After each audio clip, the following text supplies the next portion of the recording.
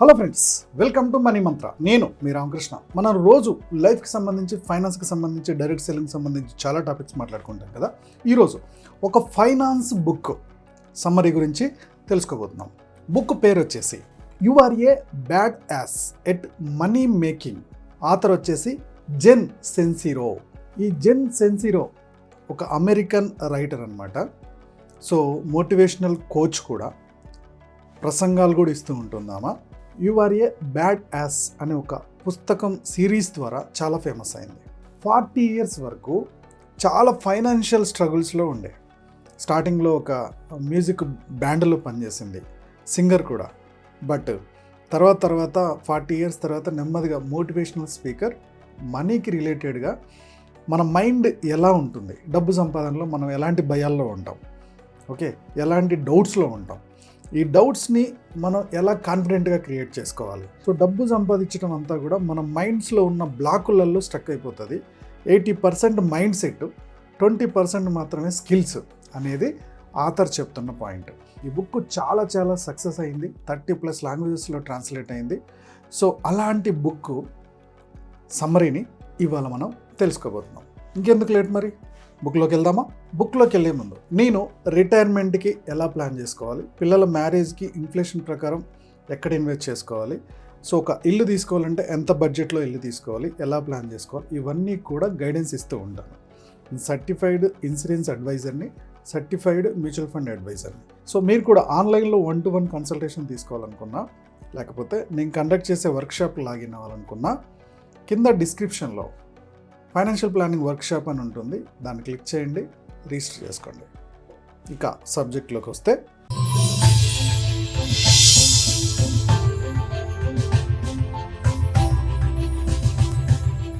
Lesson number 1లో money అనేది maths కాదు, mind సెట్కి సంబంధించింది అని ఆథర్ ఈ లెసన్లో క్లియర్గా ఎక్స్ప్లెయిన్ చేశారు. మనీ మైండ్ సెట్ 80%, మీకు మ్యాథ్స్ 20% ఉండే సరిపోద్ది అంటారు ఆథర్. ఓకే, మనీ మనం సంపాదించేది కాదు, మనీని మనం అట్రాక్ట్ చేయాలి అంటారు. మీరు మనీ గురించి నెగిటివ్గా ఉంటే మనీ మీకు దూరం అవుతుంది. మీరు మనీ గురించి పాజిటివ్గా ఉంటే మనీ ఆటోమేటిక్గా మీ దగ్గరికి అట్రాక్ట్ అవుతుందని చెప్తారు ఆథర్. ఎగ్జాంపుల్కి ఒక చిన్న బిజినెస్ చేసే రమేష్ అనే వ్యక్తి ఉన్నాడు. ఈ రమేష్ అనే వ్యక్తి, నా బిజినెస్లోకి జనాలు రావట్లే, కస్టమర్స్ రావట్లే, నాకు బిజినెస్సే జరగట్లేదు అని ఎవ్రీడే ఇలా నెగిటివ్ ఫీడింగ్ ఇచ్చుకుంటూ ఉన్నాడు అనుకోండి. ఆటోమేటిక్గా ఆ నెగిటివ్ ఎనర్జీ ఏ కస్టమర్స్ని కూడా అక్కడికి రాకుండా చేసేస్తూ ఉంటుంది. 6 months నుంచి 1 yearలో ఆ బిజినెస్ క్లోజ్ అయిపోతుంది. ఎప్పుడైతే నా ప్రొడక్ట్ వాల్యూ ఉంది, నా బిజినెస్ చాలా బాగుంది, మంచి కస్టమర్స్ నా దగ్గరకు వస్తారు, సేల్స్ బాగా జరుగుతూ ఉంటాయి అని ఎప్పుడైతే మనం అఫర్మేషన్ చేసుకుంటూ ఉంటామో, మన మైండ్ సెట్కి సిగ్నల్ ఇచ్చుకుంటూ ఉంటామో, ఆటోమేటిక్గా నీ బిజినెస్ గ్రోత్కి, నీ కస్టమర్ నీ దగ్గరికి రావడానికి కొన్ని ఆఫర్స్, కొన్ని టిప్స్, కొన్ని టెక్నిక్స్ నీకు థాట్ ప్రాసెస్లో వచ్చేస్తూ ఉంటాయి.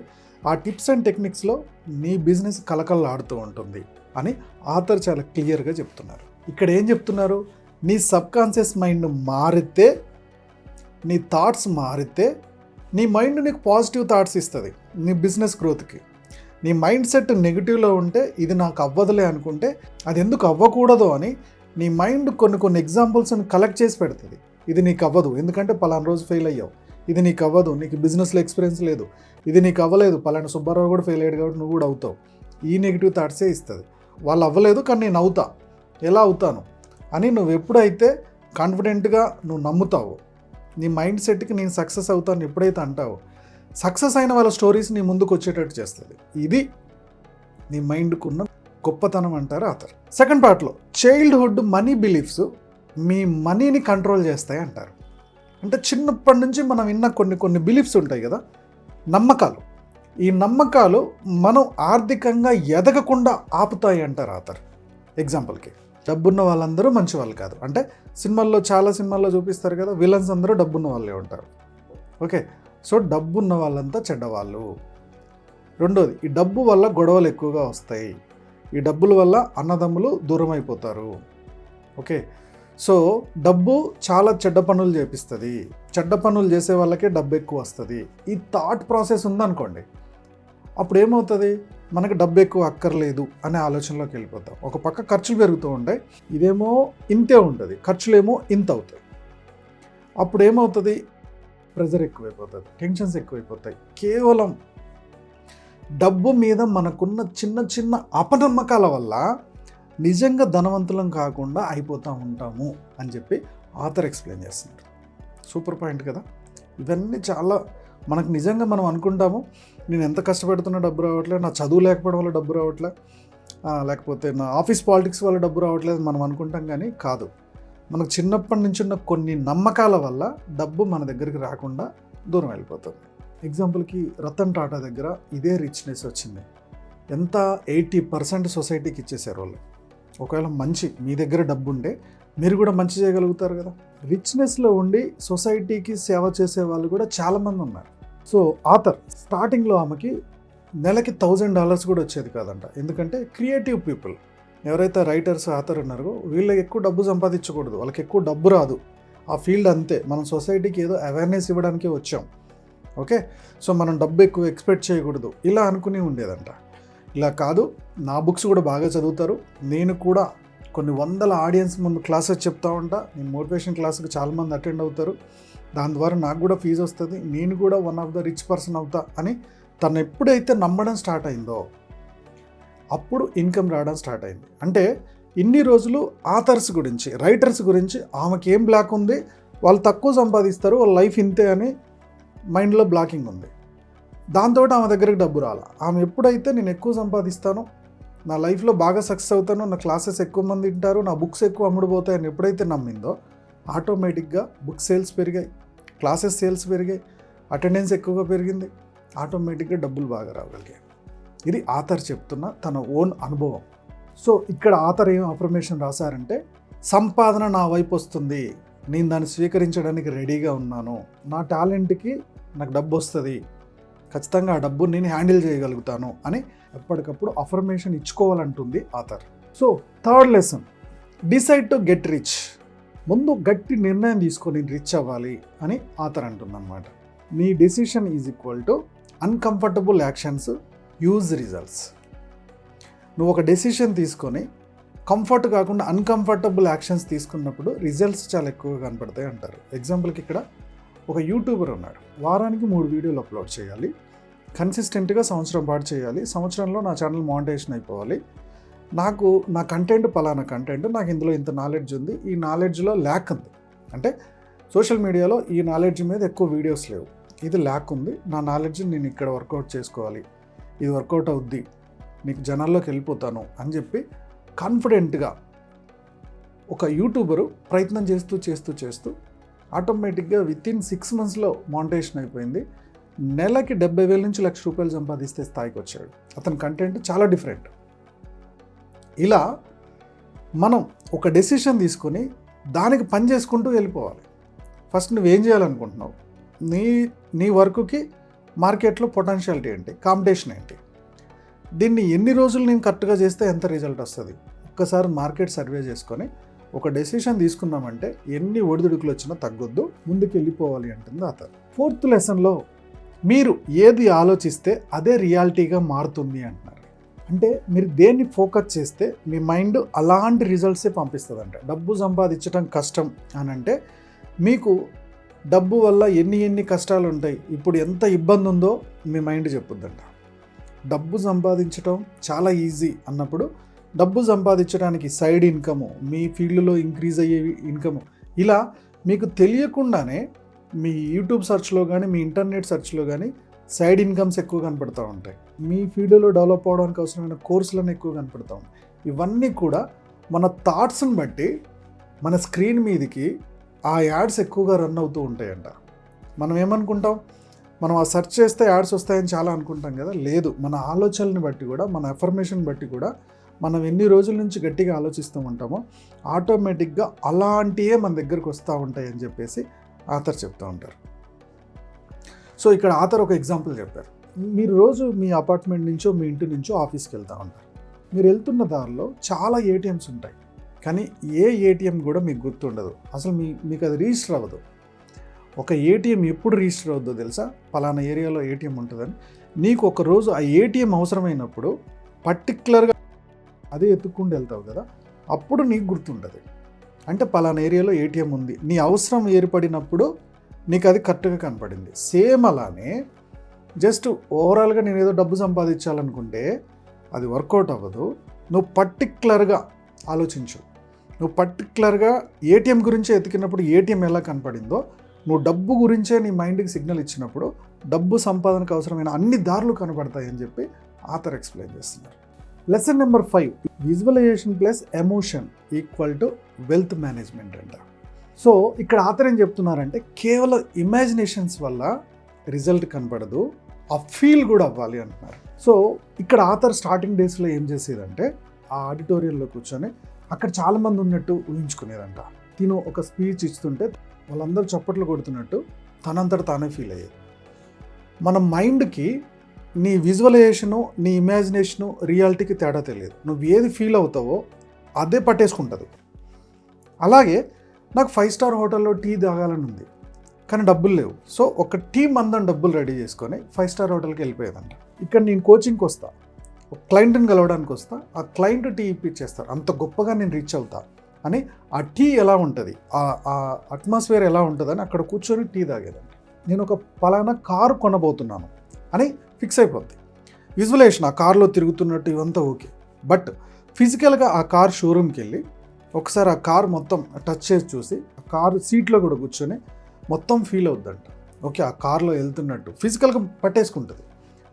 దీనివల్ల విత్ ఇన్ 1 year నుంచి 2 yearsలో తన డ్రీము, తన విజువలైజేషన్ ఫీల్ అంటే వర్కౌట్ అయ్యేది. మనం కూడా చాలామంది direct selling leaders, mutual fund agents, LIC agents, వీళ్ళందరూ కూడా ఓకే. సో మనం ఏదన్నా కొనాలనుకున్నప్పుడు ఒకసారి వెళ్ళి దాన్ని టచ్ చేయండి, ఒకసారి చూసిరండి. ఓకే, తర్వాత మీకు ఆటోమేటిక్గా అది రియాలిటీకి దగ్గరకు తీసుకెళ్ళిపోతూ ఉంటుంది. ఇది కొంటే ఇప్పుడు నాకు లేట్ అవుద్దేమో, నాకు ప్రాబ్లం అవుద్దాం అనుకున్నప్పుడు ప్రాబ్లమే అవుతుంది. మనం ఎప్పుడైతే అది ఫీల్ అవుతూ ఉంటామో రియాలిటీగా విజువలైజేషన్ చేసుకున్నాము, అది విజువలైజేషన్ అవుతుందా నిజంగా అవుతుందా మన బ్రెయిన్కి తెలియదు. మీరు విజువలైజ్ చేసుకున్నారు, వెళ్ళి ఫిజికల్గా కూడా టచ్ చేశారు, నెమ్మదిగా అది రావడానికి అవసరమైన స్కోప్స్ అన్నీ మీకు కనపడతా ఉంటాయి అంటారు ఆథర్. పర్ఫెక్ట్ మూమెంట్ కోసం వెయిట్ చేయకండి, యాక్షన్లోకి వెళ్ళిపోవాలి అంటున్నారు ఆథర్. మీకు ఒక బిజినెస్ మ్యాన్ ఎవరైనా ఉన్నారంటే, పలానా బిజినెస్ చేయాలంటే కొద్దిగంత సర్వే చేస్తారు, దీంట్లో స్కోప్ ఉందంటే ముందు స్టార్ట్ చేసేస్తారు, తర్వాత కరెక్షన్ చేసుకుంటారు. ముఖ్యంగా రతన్ టాటా ముందైతే నేను ఒక డెసిషన్ తీసుకొని స్టార్ట్ చేస్తా, తర్వాత తప్పులను కరెక్షన్ చేసుకుంటా అని చెప్తారు ఆయన చాలా ఇంటర్వ్యూలో.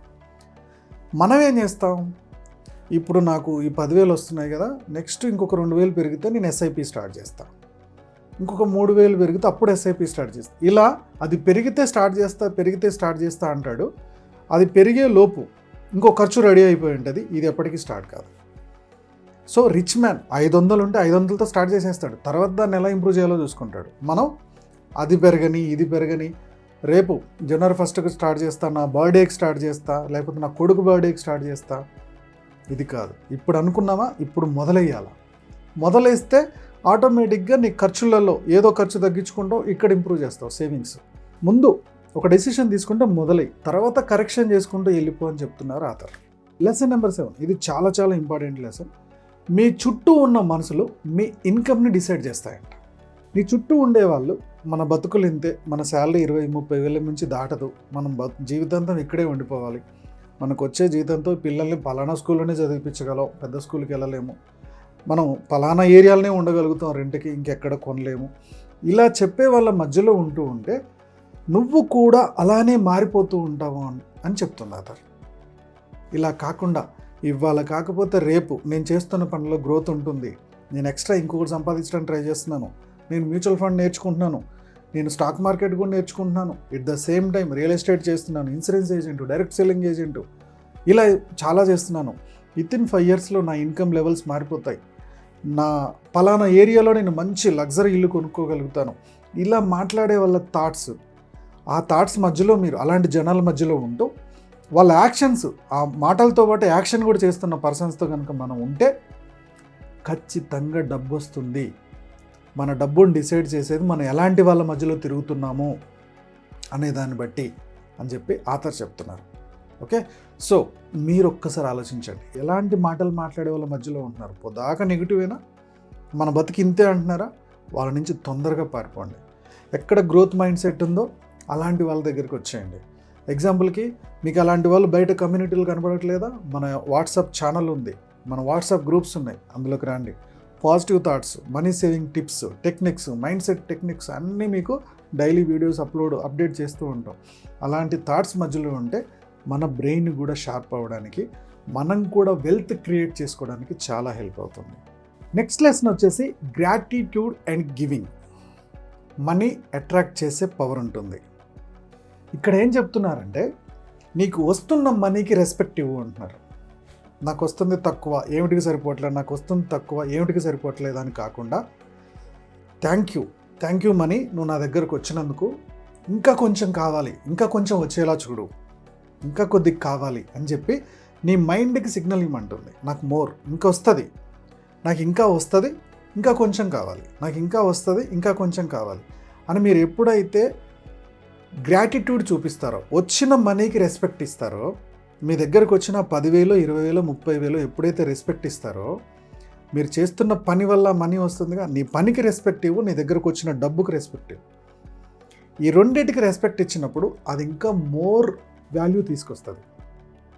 సో మీకు శాలరీ ఇంకా పెరగడానికి స్కోప్ ఉంటుంది.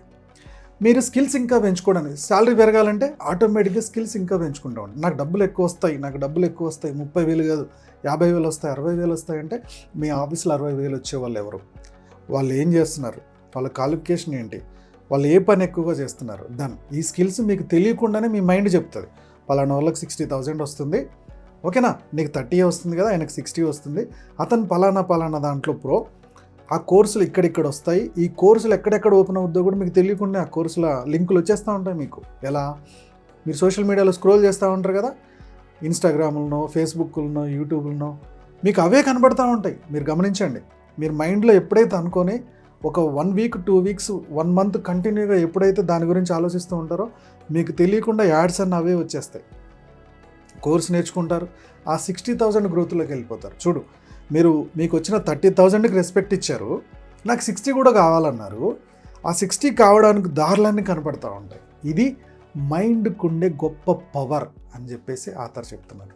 నేను ఇప్పటిదాకా చదివిన బుక్స్లో, even rich dad poor dad ఇలాంటి ఫైనాన్స్కి సంబంధించిన చాలా బుక్స్ చదివాను కదా, అన్ని బుక్స్లలో ఇది నేను చాలా ఇంప్లిమెంట్ చేయగలిగిన బుక్. ఫైనాన్షియల్గా బాగా డిస్టర్బెన్స్లో ఉన్నప్పుడు చాలా కోర్సులు చేస్తే, చాలా బుక్స్ చదివా ఫైనాన్స్కి సంబంధించి. సో ఎక్స్ట్రా ఇన్కమ్ కోసం కరోనా టైంలో యూట్యూబ్ స్టార్ట్ చేద్దామని వరుసగా ఒక 60-70 స్క్రిప్ట్స్ రెడీ చేసుకున్నాం. యూట్యూబ్ స్టార్ట్ చేసినప్పుడు ఎవరూ ఎవరు బాగా దగ్గర వాళ్ళు కూడా చాలా అంటే చాలా డౌట్ పడ్డారు. ఇవన్నీ వర్కౌట్ అవుతాయా, ఇది అసలు నడిచే పనేనా, యూట్యూబ్ అంటే 2010లో 12లో స్టార్ట్ చేయాలి, 2020, 2021లో ఏం వర్కౌట్ అవుద్ది, ఇలా చాలామంది డౌట్ పడ్డారు. ఎట్ ద సేమ్ టైం నేను స్టార్ట్ చేశానని నాతో పాటు జాబ్ చేసిన కొంతమంది కొలీగ్స్ కూడా స్టార్ట్ చేశారు. ఫిర్బీ నేను నమ్మా, దీంట్లో డబ్బు ఉంది, నా నాలెడ్జ్ని నలుగురికి షేర్ చేస్తా, ఓకే, యూట్యూబ్ నుంచి ఎంతో కొంత మోనిటైజేషన్ అవుతుంది, డబ్బు వస్తుంది, దాంతోపాటు నా కస్టమర్ బేస్ పెరుగుతుంది, దాంతోపాటు నా క్లయింట్ కూడా పెరుగుతారు, ఓకే, నేను ఏరే మనీ రిలేటెడ్ బ్రాండ్స్ తోటి కొలాబరేట్ అవుతాను. నేను నమ్మి కన్సిస్టెంట్గా నా పని నేను చేసుకుంటూ పోతున్నాను. 8 monthsలో మోనిటైజేషన్ అయిపోయి ఇన్కమ్ చూడగలిగాం. ఓకే, ఒకప్పుడు అసలు యూట్యూబ్ మీద నాలెడ్జ్ లేదు, ఎస్ఈఓ అంటే ఏందో తెలియదు, నాకు తెలిసిందల్లా ఎడిటింగ్ చేయడం ఒకటే. కంటెంట్ మీద నాకు బుక్స్ చదవడం వల్ల అవగాహన వచ్చింది, కోర్సులు వినడం వల్ల అవగాహన వచ్చింది. ఓకే, ఈ అవగాహనతో నేను ఇన్సూరెన్స్ ఎగ్జామ్ రాశాను, మ్యూచువల్ ఫండ్ ఎగ్జామ్ రాశాను, దాన్ని క్వాలిఫై అయ్యాము. సో పర్సన్ టు పర్సన్ కొంతమందికి సజెషన్ ఇస్తూ వచ్చాను. లేదు, నేను ఇంకొద్దిగా జనాలకు ఎక్కువ చెప్పాలి, ఎక్కువ రీచ్ వెళ్ళాలి, ఇది చాలామందికి తెలవాల్సిన నాలెడ్జ్ అనుకున్నాను. ఆ నాలెడ్జ్ కోసం నేను యూట్యూబ్ స్టార్ట్ చేశాను. మానిటైజేషన్ అయిపోయి ఇందులో డబ్బు వచ్చేంత వరకు నన్ను ఎవరూ నమ్మలా.